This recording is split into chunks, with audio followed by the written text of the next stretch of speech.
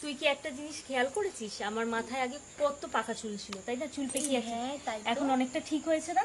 হ্যাঁ, এটা পুরোপুরি ঠিক হয়ে যাবে। এটার জন্য কি করলি রে? একটা সিক্রেট টিপ আছে। লোকে তো কত কি করে, কালার করছে, এগুলো কোনো কিছুই করার দরকার নেই, প্রাকৃতিক উপায় এটা ঠিক হয়ে যাবে।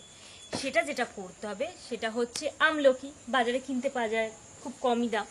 সেই আমলকি নিয়ে এসে আমলকিটাকে বাটতে হবে, বেটে একটা রস বেরোয়, সেই রসটাকে পুরো চুলে, বুঝলি তো, পুরো চুলে ভালোভাবে লাগাতে হবে, পুরো A to Z, মানে বিশেষ করে গোড়াগুলোতে দিতে হবে যেখান দিয়ে উৎপত্তিটা হয় চুল।